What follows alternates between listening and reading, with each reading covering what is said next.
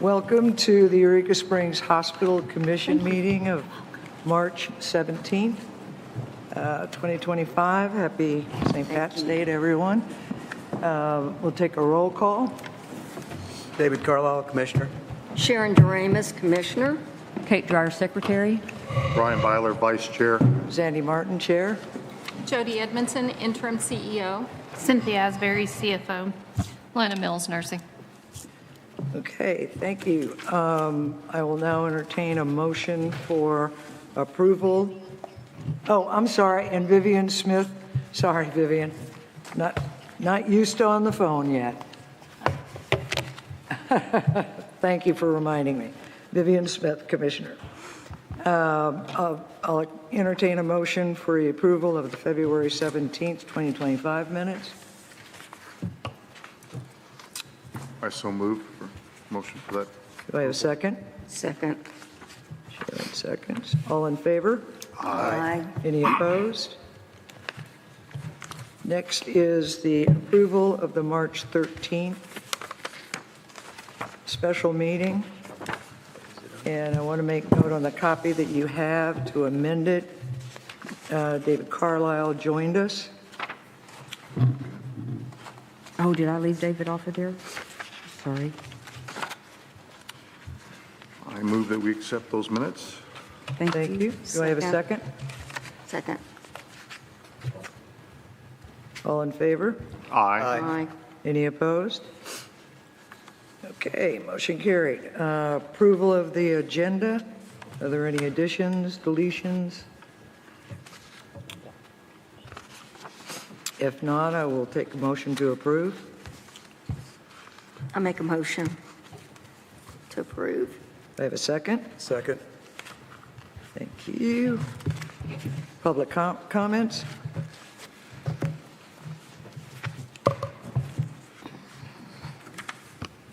Good afternoon. My name is Becky Gillette, and since about last April, I've been being contacted by hospital employees who complained about how they were being treated. Christy Hamilton, who is a respiratory therapist, sent me this today. While working at Eureka Springs Hospital, I noticed we were billing for breathing treatment and other respiratory services that can only be billed if completed by a respiratory therapist. I brought this to CFO Asbury's attention.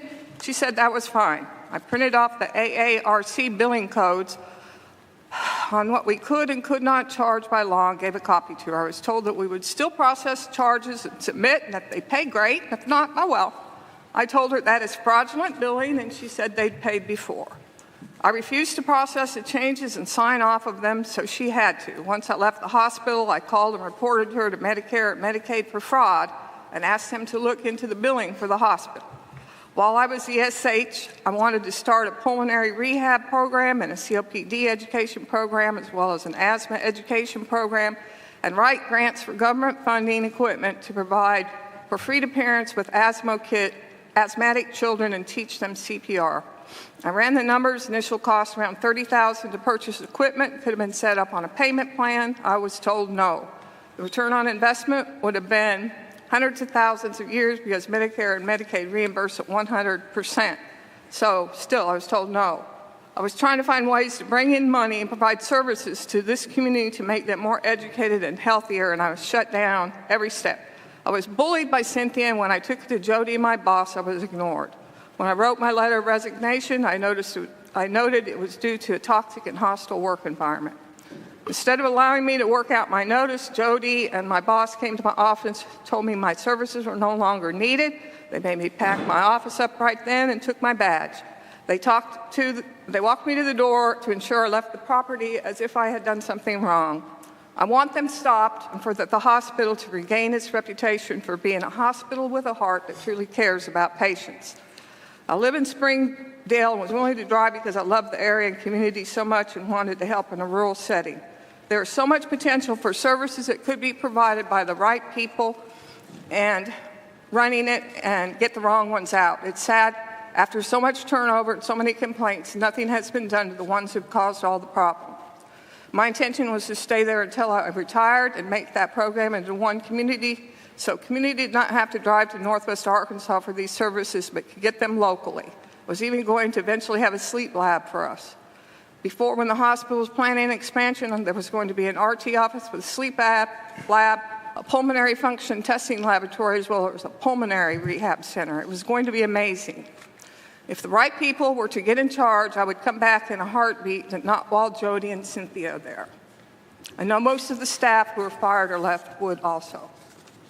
Thank you. Thank you. Can we have that copy, Jake? Thank you. Thank you. Thank you. We received one other letter from a citizen, which we are not going to read in public record because it has to do with personnel records and past employees. So moving on, acting CEO report, Jody. Okay, some great news. Terry Moore, the maintenance assistant, will be taking his boiler licensure testing this week. And we've also hired a radiology manager, a lab manager, and a facility services manager. Excellent. Super. That's great. So and they're all getting their competencies, the other staff too? Yes, a current lab staff member is working on competencies. Okay. And the lab staff that you're hiring now are hospital employees, not contract? One will be a full-time hospital employee. We still have one on the register, and then we will have a contract if we don't find someone in the Okay. next few weeks. Okay. Thank you for the clarification. Any questions for Jody? So we need 3 in lab. Is that why we're needing possibly contract 1? Is it where you're? It will take 2.5 Okay. to fill the schedule. We have the lab manager as well that will work. We'll pick up some of the shifts time? Okay. On the bench as needed. 2.5. All right. Anybody else? And you said the facilities manager has been hired? Yes, ma'am. Okay. Was there one other? I guess you were just saying that Terry's test is coming up. Right, for the boiler inspection. His Okay. boiler We'll be able to, And radiology manager. Radiology manager has been hired. Yes, ma'am. Okay. Thank you. Cynthia? Financial report? So on the financial report, the first one is our report out of Oracle, shows our revenue by cost center for the service dates of February. Our revenue is down from where it was, but again, we're still working to really finalize where that baseline is within getting our REH services and what we do provide. We don't have OR services when we done a charge master audit about a year ago and fully implemented it, we went live with Oracle in April. That made a lot of changes in our charges to make them in compliance with CMS standards and regulations, which is something that the hospital had not done since 2020 when it was taken back over by the commission. So this is, we have had a decrease in services. We have been on just kind of with some situations. So, we have seen a decrease in that. We've had an observation, I think one observation patient for February. So we have talked with our physician group regarding that as well. So the next page is our bank account balances for the ending of February.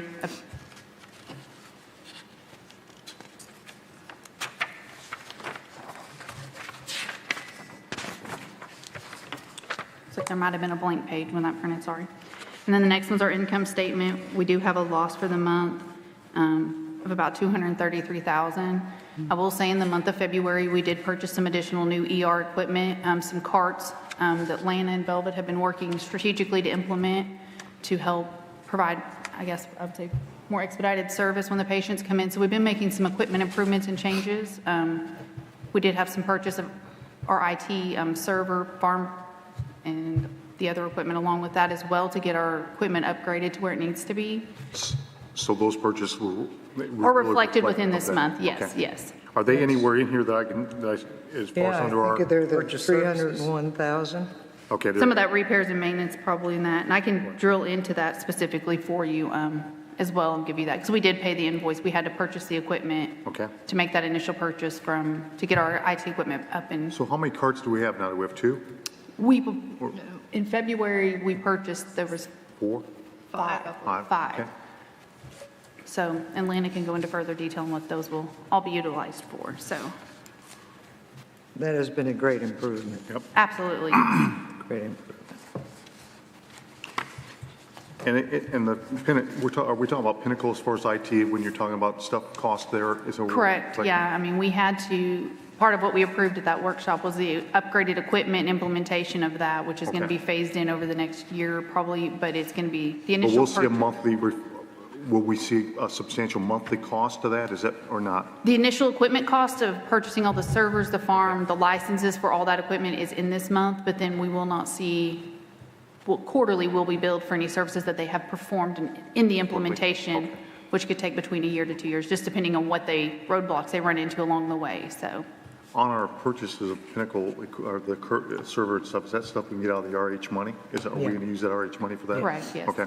I mean, our stuff was dated, some of it was like 2008, 2000, I mean, it was dated, stuff that needed to be replaced for quite a while. So, I Okay. mean, it was just, we needed it to be in compliance and to get fully functional within all the security, cybersecurity settings and policies we need to get implemented, so, And address some of the data breach yeah. concerns. Yeah, absolutely. So they will fix that. Anything else, Cynthia?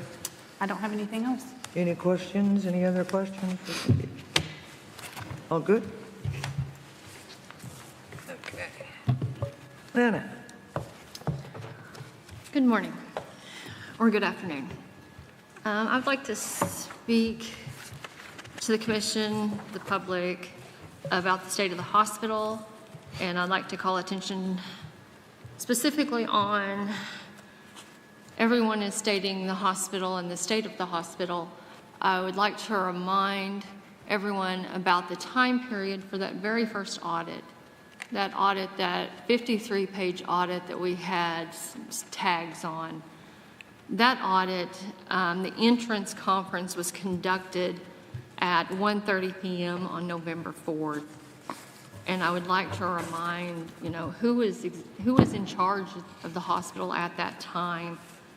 And here's a little background of everything that has happened. I was hired December 5th, and that was my first day on site. And here's a little bit of background. I've given the commission a package that I've compiled. A is an email from the CMS regulatory that we have to report on for CMS. And this was an email. This email is dated Monday, December 16th. And it quotes, "I hope you're doing well. I'm reaching out because we've had difficulty coordinating a call over the past couple of months." Says the lock date to have the information to the Quality Clearinghouse was 12/1. It appears that none of the Q3 cases have been completed. Quarter 3 was July, August, and September. The abstraction itself is easy to complete. There are 78 charts that need to be completed that have not been completed. There was only one person that had access to that. B, since 5/8, B is from the trauma, one of the trauma division ladies at the state. This says, "Hello, Lana. Since 5/18 of 2024, we have not received any data submitted from Eureka Springs Hospital. At this time, you are overdue for quarter 3 data and possibly some quarter 2 data as well."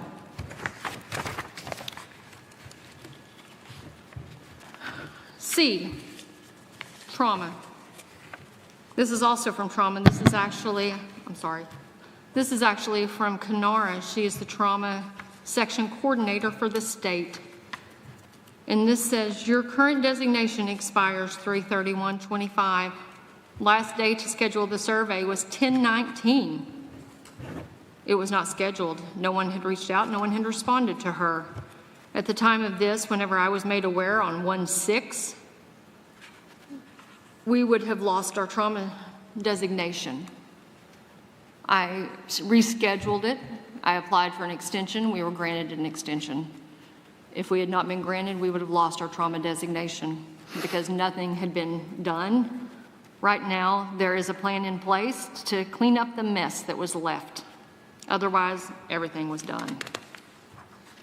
D, D is an email from the state, STEMI. It says, all cases have not been entered for Eureka Springs in GWTG, that's Get With the Guidelines, CAD, coronary artery disease, since August 3rd, 2024.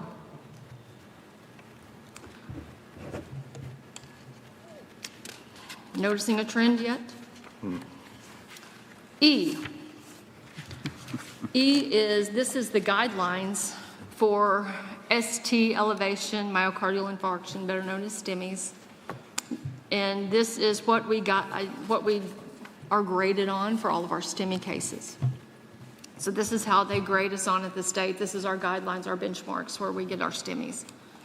And from this, I have made a sheet. The state also grades us on them. This is how all hospitals are graded on. So F, I went through F and made a sheet of the 2 STEMIs from 2024. And you can see where Eureka Springs landed on the 2 STEMIs. There was one in August, there was one in September. And then if you saw the hospital Facebook post, we had one last week at Eureka Springs Hospital. Here's where we were faring last year compared to this year. EMS notification, 12 lead EKG within 10 minutes of arrival. You can see where we're standing. STEMI positive 12 lead. The state says EKG transports requested within 10 minutes. You can see August, September of last year where we were at compared to this year. Aspirin given prior to upon arrival or prior to transfer. IV thrombolytics within 30 minutes of arrival. Life-saving clot, that's the life-saving clot-busting drug, whether or not it was given or not. The receptor inhibitor, Brilinta Plavix. Anticoagulants administered prior to transfer, door in, door out time. They're wanting the door in, door out time to be 45 minutes. That's so you can get to the receiving facility and be on their table within 90 minutes. So you can be at the cath lab within 90 minutes. And this last one, hopefully you can see in 2025, you can see the vast improvement on the times. That's amazing. Yeah, Wow. yeah. Very amazing. Wow. Man, my hat's off to the crew over there and everybody, all the hard work. That's incredible. Yeah. On G is an email from the stroke team at the state stating that as of 1/22/25, these are the results for Eureka Springs Hospital. Most recent discharge date abstracted was 4/8/2024. Most recent completed record, 4/8/24. Acute stroke, rural composite score, 46%. And there on that chart, you can see 3 total patients were in at the time, and you can see the percentages. If you flip to the page afterwards, you can see the scores and where they get them from. This is the AHA. This guideline is just the same thing kind of as the STEMI. This is the guideline that they're looking at for state and national for the rural. This is the timeline, making sure that you get that thrombolytic within 60 minutes. The door in, door out, they want you out of the hospital in 90 minutes. Making sure that you're doing that. NIHSS, they're reporting door to CT in less than 25. Last known well, they're wanting you to give that drug treat it within 3.5 or by 4.5 hours. They're wanting you to have, your CT resulted within 45 minutes. So up here, again, in that part of the email where they put in the 2024 results that they had, I put the data below handwritten for the 2025 data that we've had so far. And that's one from 2025. And you can see that question 1 was the NIHSS reported? Yes. T&K was given in 40 minutes. 3, was the documentation done? Yes. CT was actually resulted in 36 minutes, so yes, we met that matrix. EMS was on site. Let's see. Yeah, the CT was resulted correctly. 5, was the door in, door out time in less than 90 minutes? Yes. Door to CT in less than 25 minutes. The doctor met the patient at the door, and we were at CT in 2 minutes. Wow. Dysphagia screening is the only thing that we did not complete out of those 10 things. Stroke consult done? Yes. Pre-notification by EMS? Yes. IV thrombolytics done within that time. Treatment by 4.5 hours? Yes. So the score on this was 90%. Fantastic. Very good. We will, Lana and Velvet are now able to provide us with more census information. So this will become part of a regular report, because it's critical to know, and the improvements have been drastic with time and speed and effort. So appreciate your help and everything you're doing in your team. Absolutely. Very, very good. Well, and this gives the Department of Health, at a moment's notice, we would knock on the door, say, hey, we've come to hang out with you for the day.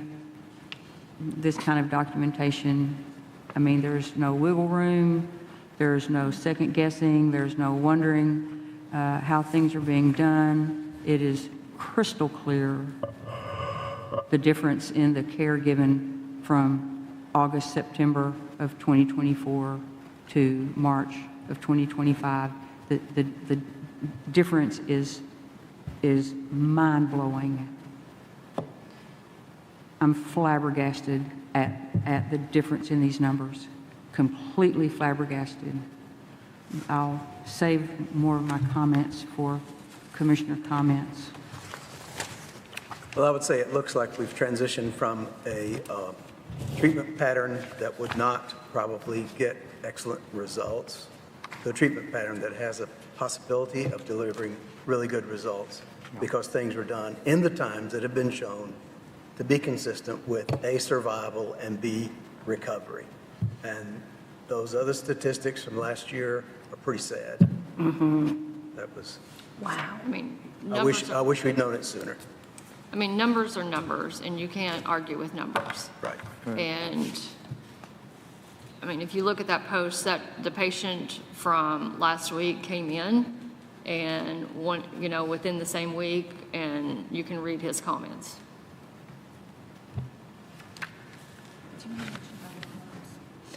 Yes, we have ordered carts, and the carts we have a suture cart where all of the suture supplies are on one cart, the A-straps, it's all of the stuff that we've had in-house, but if you come in with a broken leg or broken arm and say that you are not in room 1 or 2 there where the supplies had been, say you go to room 3, we just roll the cart directly to you. There's no moving people around to try to meet the need. There's no having to move them to a certain room. Everything is able to be brought right to wherever they're at. We Excellent. have splinting, same thing, a splinting cart. This is what you see in most ERs, where everything just goes to where the patients are. It goes to where the patient needs are. We have the eye, ear, gynecological cart. So if we have a gynecological exam in room 4, we roll the cart in there. Everything the doctor needs is right there on that cart, able to provide that exam at bedside. So 5 carts that we've purchased, I know I'm amazed, 5 carts that we've purchased, each of them has a specific kind of field of area that they're used for, Yes. right? Yeah. Okay, and 5 is adequate for Yes. our place? Okay. yes, sir. Is there a pediatric cart, or did you already say that? We have the pediatric crash cart. Okay. And so, we did not have at the facility. We did not have a pediatric crash cart before. That's one of the needs that I felt as soon as I walked in. You need to be able to have a pediatric crash cart with the pediatric drugs, the pediatric everything involved with the Braslow's tape.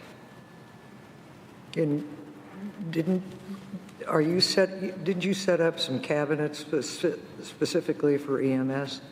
Yes, I have I made think like that's an great. EMS room, like right there whenever they come in, and the EMS linens are right there, and then I've made a fridge and stuff, kind of like and then there's like a desk area, well, velvet as well. Right. So that if they have charting to do, they can sit down and do their charting there if they have anything to finish up, and we're putting refreshments and stuff there available for them.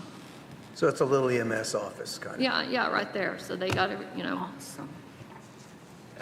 On the lab, can you clarify, we're on temporary divert because on- of blood product. for but blood products, yes. There was a comment by a citizen made that, we weren't, Sean, the gentleman that came in, that y'all saved his life, that was refuted because she said that was before we went on divert. We could have still seen him no matter what, right? Yes, So stroke victims, heart victims, none of that requires blood product? no. And we can treat that based on EKG. We can treat that based on CT. We can treat that without that. All right, I just wanted to be clear because it's another rumor going around. There's a lot of. Well, any of the blood drawn for for heart problems is kind of a late way Yes. of reading what's going on. If you can't see it on the EKG, you don't have a treatment to deliver Right. until you see that. Yeah, So that's just confirmatory, not something that you Right. depend on to do the next right thing that will keep them alive and get them Yes. to a heart cath lab. yes. Yeah. Because of our staffing change in that situation, what is our time frame on being back on? Do we have it yet, or an idea? I do not have a Okay. timeframe right in front of me. Well, our paramedics, I talked to them, and, they said the same thing. The idea of not being able, is not as big an issue as somebody's making it to be. Correct. And so they're not, it's not got them shook up over there, I'll just put it that way. Right, and I will say the way that it was called out before about the trauma divert and the way, I don't have the document right in front of me, the way that it was read about, oh, you can't go there if they're taking an aspirin. They can't go there if they're taking whatever. That is completely incorrect. We said that, if you're on the blood thinners and you have one of those big injuries, if you were on the blood thinners and you had the pelvis fractures, the chest injuries, if we thought that you needed the blood products because of that, that is what we were trying to convey. It wasn't that, oh, you're on an aspirin, we can't see you. That is in no way, shape, or form what we were saying. I'm a little unclear about why we're on divert with blood. Is it the type and cross batch? Is that what it is? Yes. Okay. Just typing and crossing. Okay. Okay. I guess. Okay. But we will be fully ready to go by, not sure yet.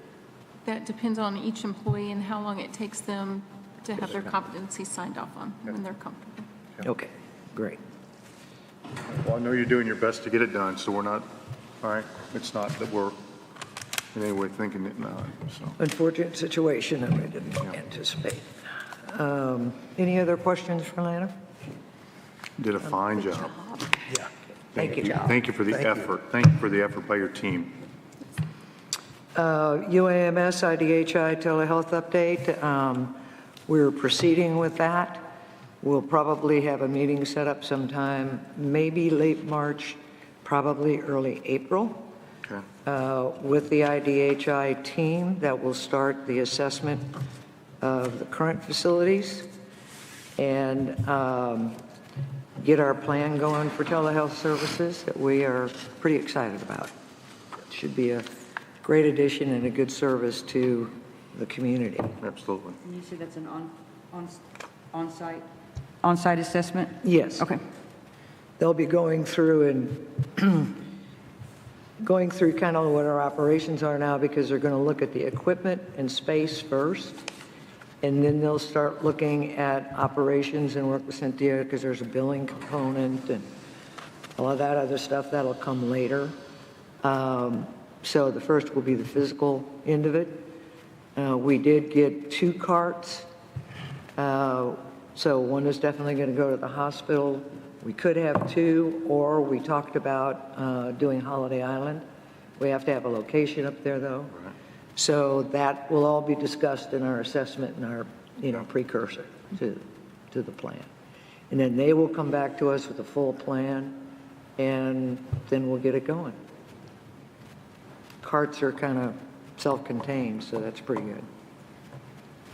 Okay, any questions on it? All right, I will entertain a motion to go into executive session. So Talk moved. about employment, personnel, promotion, demotion, hiring, firing, all of that stuff, basically employment. So moved. Do I have a second? I second that. All in favor? Aye. Any opposed? Thank you. We will go into executive session now at whatever time it is.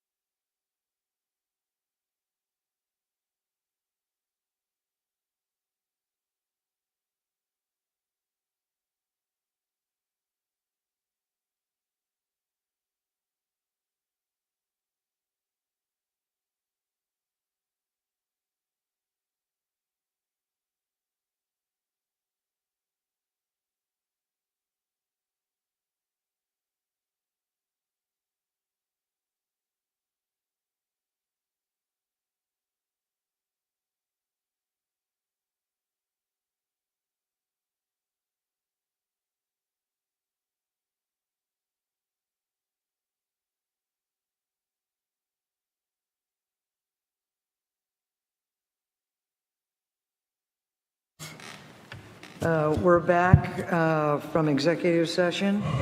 I will entertain a motion to conclude executive session and resume our regular meeting. So moved. Do I have a second? I second it. All in favor? Aye. Any opposed? No. Okay, from our executive meeting, I will entertain a motion to establish a CEO search committee of Dr. Roberts, Jody Edmondson, Kate Dreyer, Lana Mills, David Carlisle, and Sharon Doremus. So moved. Do I have a second? Second. All in favor? Aye. Any opposed? Okay, we will have that exec committee, and we've got some good resumes, and hopefully we will be on the fast track to getting a permanent CEO. Okay, commissioner comments. David? I think we're moving forward. The report that was read indicates that we're progressing towards a functional and high-quality rural emergency hospital. Thank you. Sharon? Yeah, I was real impressed with the turnaround time. That's awesome. So thank y'all for all your hard work. Kate? I know for sure that we would not be open still if Jody and Cynthia had not rolled their sleeves up over the last several months. I also know that if Lana had not come along, we would be probably closed down. You have done an incredible job, the three of you. Thank you for bringing your your nursing partner in, who has wonderful ideas, incredible energy.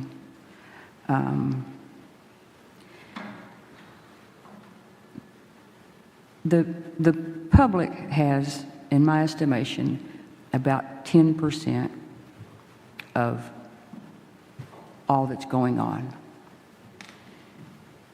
Someday, I hope very much that 100% of what has taken place from mid-2023 to today will be out there for the whole world to see. It is my firm desire for every single stone to be unturned, and innuendo and rumor and falsehoods, outright falsehoods, will cease. A falsehood about me personally was put in a local paper that I personally had violated HIPAA, and I have not ever once violated HIPAA since May of 1987 when I got my nursing license. Actually, it came in August of '87. Patient confidentiality within a facility is something that I have always taken very seriously. Even within a facility, department to department, you share the least amount of information about a patient that is necessary to get them the best care, the least amount, and that's within a facility. HIPAA, the patient information, well, it's a very serious thing. And as a member for this hospital, as a member of the governing body, in order to do oversight at any given time, because I'm a member of a governing body, if I need to access a record to make sure that nursing-wise, administratively-wise, medical-wise, I have access to that. The Department of Health said there was no violation of HIPAA by anyone. It concerns me, and, well, just concerns me that falsehood continues to be spoken into a microphone or typed on Facebook. So anyway, I will cease my comments for now, and thank you. Thank you. Thank you. I have to amen Kate.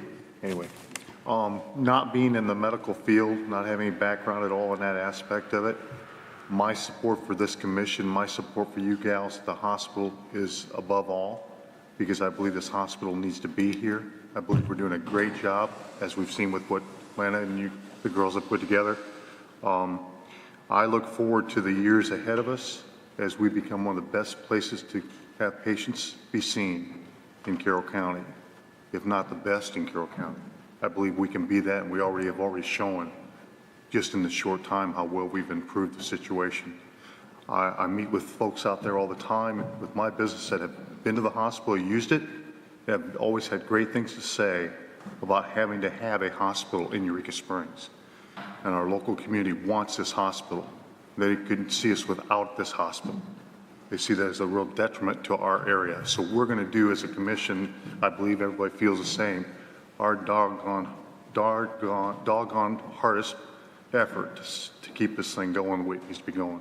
And we didn't do anything that you gals have done. We only helped to be, hopefully, advisors and supporters, but you've done a fantastic job through all that you've been through in these last few months. I mean, yeah, I just can't say that enough, but thank you for your help and all your hard work. Thanks, Ben. Thank you, Brian. I want to address some misleading and false statements that were made at City Council as well as some in public. First of all, in the financial end of it, we are audited every year by Forbes, not a small company. It's a very high caliber company.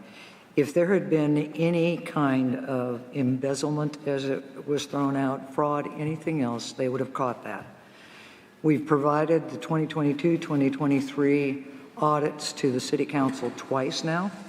Apparently, they did not read them, but we will keep sending it to them. We'll send them the 24 audit as well, and we will make it public. Our audits have been clean. There are no financial issues.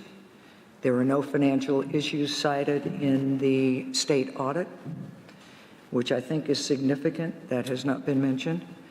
The hospital, another comment that was made was somehow the hospital is paid for by taxpayer dollars. That's false. The hospital does not receive any city tax dollars from local citizens, like, for example, parks. It's city property, yes, but the hospital pays all the bills. I want to remind the public that, as Lana mentioned, in May 24, we received a state audit that was 7 pages long with minor corrections. A month later, that audit and our plan of correction was accepted perfectly. Then in November, we had the 53, I counted 57 with the letter, but that's nitpicking, on it. With several areas of concern that impacted several areas of the hospital. It was egregious, no question about it. The comment was made on Facebook recently that the hospital was spiraling out of control starting after November, after the CNO and the CEO were fired. That is absolutely not true. You look at the facts, you look at the timeline, you use basic common sense. It spiraled out of control starting in May, and it was put back into control starting in November and December. Basically because the very people that the public want to fire are the people that stabilized and corrected everything at the hospital. So since that plan, that time on February 5th, state accepted our plan of correction. We are in compliance with CMS. It keeps getting repeated that Dr. Parkhurst was fired. We did not fire him. We could not fire him. He was not an employee of the hospital. He was under contract with ESS that we had major issues with. We terminated the contract with ESS, and that's what happened to him. And yes, when you terminate somebody, they don't get access to the building. We've stabilized the hospital, we've grown the hospital. We've got phenomenal people working at the hospital. The other comment is in the attack on Mayor Barry. Mayor Barry nor this commission or anybody else are covering anything up. It's further from the truth. There are things that we can't talk about, as Kate mentioned, that we're dying to talk about, but we can't. But no one is covering anything up. We will remain transparent. And we will continue to fulfill every FOIA request. Someone said we no longer welcome public comments at our commission meetings. That's obviously not true. We don't, however, allow public comments at our workshop, and I believe that was what she was referring to. And it's my understanding that no commission allows public comments during a workshop. It's our workshop to do our work. This is the public meeting that people are welcome anytime to speak about. We have never taken any action to silence the public, and that should be obvious. We're moving forward with the UAMS IDHI telehealth, which is going to be a critical and significant change for the county, particularly for our elderly and disabled people that can't get around.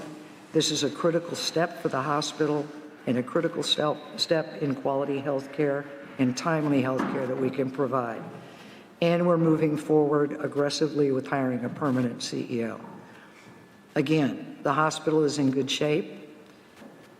The public, unfortunately, doesn't hear, and this is always the case. You hear the complaints and you hear the screamers. But the people like Sean and his wife that come in and tell you the good stuff and the things that are happening at the hospital, they stay quiet.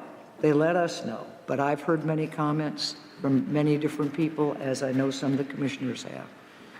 This hospital is here to serve this community, and it's a quality healthcare facility, and it's getting better. And we would definitely like your support and to help us continue to grow, because we're not giving up. Thank you. Thank you. Our next workshop is April 7th at 2 o'clock at 25 Norris. Our regular meeting is April 21st, sorry, I can't read, at 2 o'clock here at the Odd. If there are no other comments, recommendations, suggestions, anything from anybody, I'll entertain a motion to adjourn. So moved. Second. All in favor? Aye. Any opposed? Thank you, and we're out of here.